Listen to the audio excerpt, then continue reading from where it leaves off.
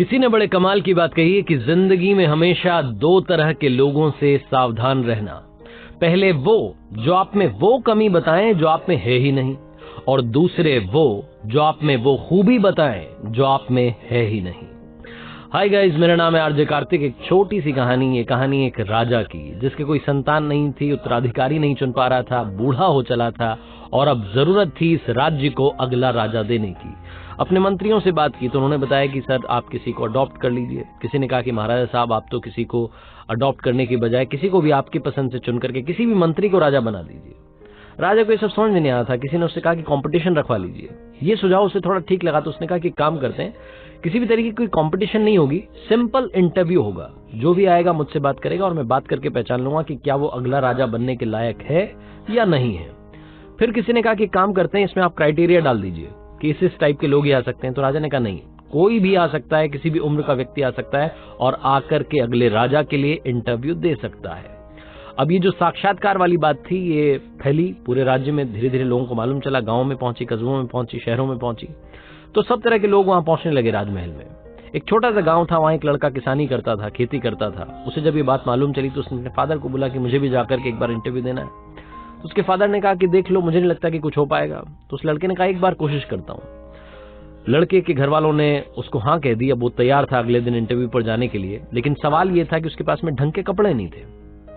अब जब ढंग के कपड़े नहीं थे तो उसको अंदर से वो घिन आने लगी कि कैसे मैं इंटरव्यू दूंगा, पता नहीं, मतलब राजा को जब वो पहली बार मुझे देखेंगे उसके बाद ही उनका इंप्रेशन क्या होगा, वो जम नहीं पाएगा मामला।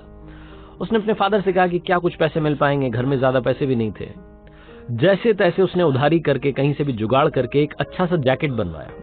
पुराने से कपड़े थे, फटी सी शर्ट थी, पुरानी सी पैंट थी, उसके ऊपर वो अच्छा सा जैकेट डाला और इंटरव्यू देने के लिए वो जो नगर था जहां पर उनकी राजधानी थी, राजमहल था, वहां निकल पड़ा। रास्ते में जाते आते सोच रहा था कि क्या सवाल पूछे जा सकते हैं, किस किस के मुझे जवाब देने होंगे। बहुत सारी अंदर, जो कि हर इंसान के साथ होता है, जब भी हम इंटरव्यू के लिए जाते हैं बहुत कुछ माइंड में चल रहा होता है। वो जो नगर था वो आ ही गया था, परकोटा दिख रहा था। तभी उसे एक भिखारी दिखाई दिया जो कि सड़क के किनारे बैठा हुआ था। सर्दी का मौसम था, ठिठुर रहा था और उसने इस लड़के से कहा कि बाबूजी क्या मेरी मदद कर दोगे, मुझे कुछ ओढ़ने के लिए दे करके चले जाओ। इस लड़के के पास में कुछ भी नहीं था, ना पैसे थे, थोड़ा बहुत राशन लेकर के आया था खाने पीने के लिए। इसको लगा कि ये तो खाने पीने से तो काम चल नहीं पाएगा, इसको तो कपड़ा ही चाहिए। इसने अपने ऊपर देखा तो एक अच्छी सी जैकेट जो कि बड़ी मेहनत से इस तक पहुंची थी, उधारी के पैसे से पहनी हुई थी, जैसे तैसे जुगाड़ करके पहन के आया था कि चलो इससे इज्जत बच जाएगी, कुछ अच्छा लगेगा, इंप्रेशन चला जाएगा। इसके मन ने कहा कि यही उतार करके दे दो। लड़के ने यही जो जैकेट थी उतार करके उस भिखारी को दे दी। उसके बाद में वापस चल पड़ा आगे। उस नगर में पहुंचा, राजधानी में पहुंचा जहां पर कि राजमहल था। वहां गया, जो राजा के सैनिक थे उन्होंने रास्ता बताया कि यहाँ सराय में जाकर के रुक जाइए। 2-3 घंटे वहां आराम किया। उसके बाद में इसका इंटरव्यू का टाइम आया। बाल बाल बना करके, वही पुराने से कपड़े थे, गंदे कपड़े। मन ही मन सोच रहा था कि पता नहीं क्या होगा, अब तो वो जैकेट भी चली गई है, सब कुछ खत्म होने वाला है, सब बिगड़ गया है।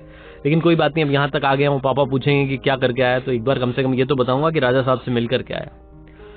तो राजा के कक्ष में पहुंचा, वहां राजा नहीं था।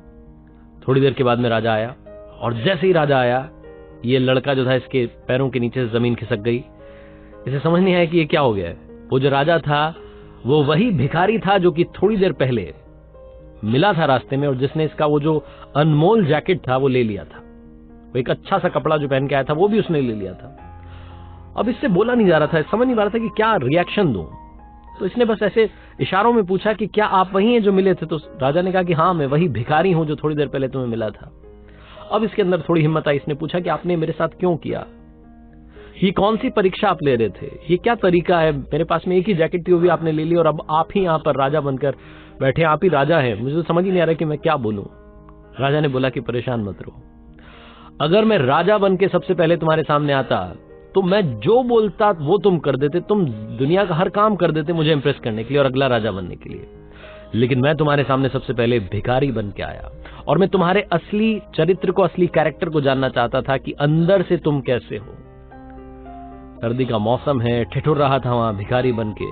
तुम्हारे पास सिर्फ एक जैकेट था, मुझे नहीं लगता कि तुम्हारे पास ज्यादा कपड़े भी होंगे घर पर, बड़ी मुश्किल से तुम शायद ये लेकर के आए होंगे। सबसे पहले तो ये जैकेट अपना वापस लो और अब से तुम इस राज्य के अगले राजा हो। तो उस लड़के ने बोला कि आपने तो मुझसे कुछ पूछा भी नहीं, ये कौन सा तरीका हो अगला राजा अनाउंस करने का। तो राजा ने कहा कि मुझे सब समझ आ गया है। जो इंसान दिल से अच्छा होता है, जो बिना किसी स्वार्थ के दूसरे की मदद कर देता है, रिटर्न में जिसको कुछ नहीं चाहिए, और जो अपने पास नहीं है उसके बाद में भी सामने वाले की मदद करने के लिए तैयार हो जाता है, वही इंसान सबसे अच्छा इंसान होता है। इसीलिए मुझे राज्य के लिए ऐसे राजा की तलाश थी जो सबसे पहले अच्छा इंसान हो। इसीलिए मैंने कोई एज, कोई ग्रुप, कोई भी क्राइटेरिया नहीं लगाया था। छोटी सी कहानी है, बहुत बड़ी बात सिखाती है। जिंदगी में हम सब चाहते हैं कि सब लोग हमसे प्यार करें, सब हमें चाहें, हमारे बारे में काफी लोग जाने, लेकिन सबसे इंपॉर्टेंट चीज है कि क्या आप सबसे प्यार करने के लिए तैयार हैं, क्या आप सबकी मदद करने के लिए तैयार हैं। बहुत ही खूबसूरत सा मैसेज ये कहानी देती है। जिंदगी में सबसे पहले बनना है तो अच्छा इंसान बनो। और मैंने कई बार अपनी कहानियों में कहा है कि पैसे तो हम कमाते रहते हैं, जिस दिन दुआएं कमाने लगेंगे शायद उस दिन चमत्कार होने लगेगा।